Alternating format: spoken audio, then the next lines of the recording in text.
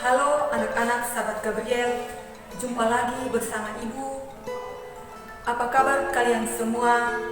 Harapan Ibu, semoga kalian dalam keadaan sehat selalu. Pada video pembelajaran ini, Ibu akan membahas tentang dinamika perwujudan Pancasila sebagai dasar negara. Adapun tujuan pembelajaran kita kali ini, yang pertama, mensyukuri perwujudan Pancasila sebagai dasar negara yang merupakan anugerah Tuhan Yang Maha Esa. Yang kedua, menunjukkan sikap bangga akan tanah air sebagai perwujudan nilai-nilai Pancasila sebagai dasar negara.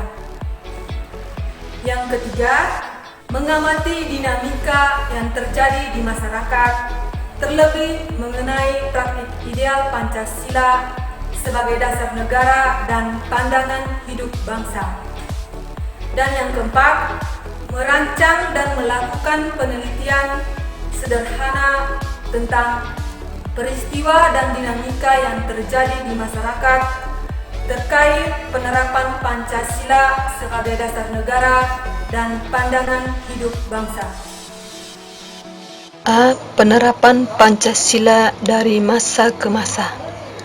Pada masa awal kemerdekaan Indonesia, yaitu tahun 1945 sampai 1950, Pancasila mendapat banyak tantangan dari berbagai pihak seperti Belanda. Bahkan dari masyarakat Indonesia sendiri, ada yang ingin menggantikan Pancasila sebagai dasar negara. Terdapat upaya-upaya pemberontakan terhadap NKRI di sejumlah tempat, yaitu sebagai berikut. 1. Pemberontakan PKI. Yang kedua, pemberontakan DNI di Jawa Barat dan di Jawa Tengah. Yang ketiga, pemberontakan APRA.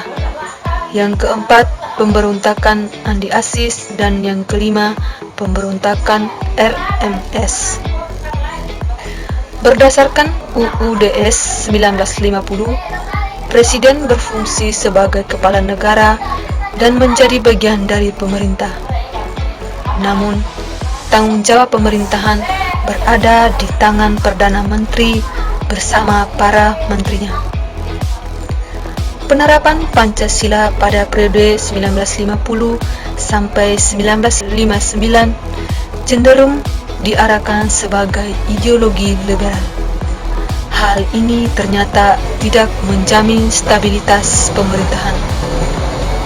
Terlaksananya pemilihan umum pertama Indonesia yaitu pada tanggal 29 September 1955. Terpilih 272 wakil rakyat sebagai anggota DPR.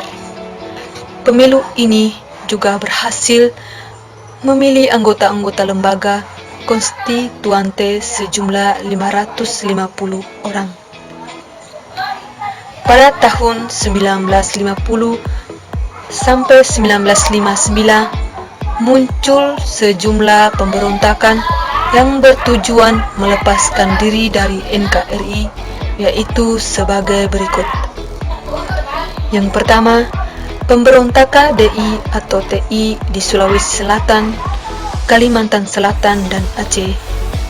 Yang kedua, pemberontakan PRRI.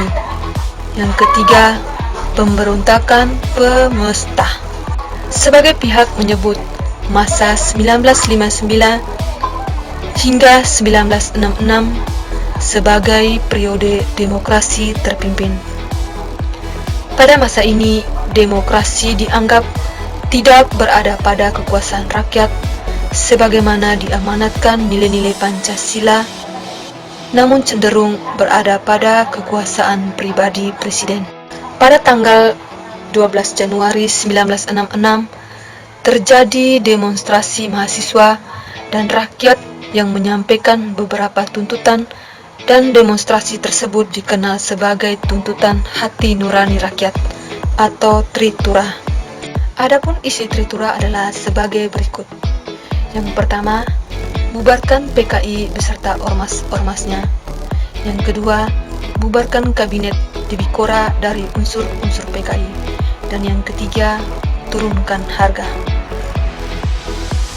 Pada masa 1966 hingga 1998 disebut sebagai masa Orde Baru.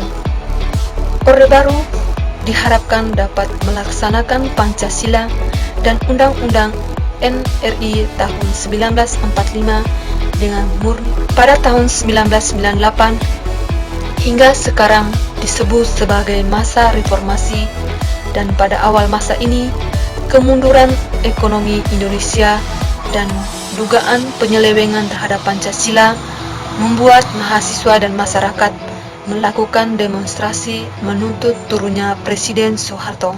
Hai sahabat Gabriel, demikian pembelajaran kali ini.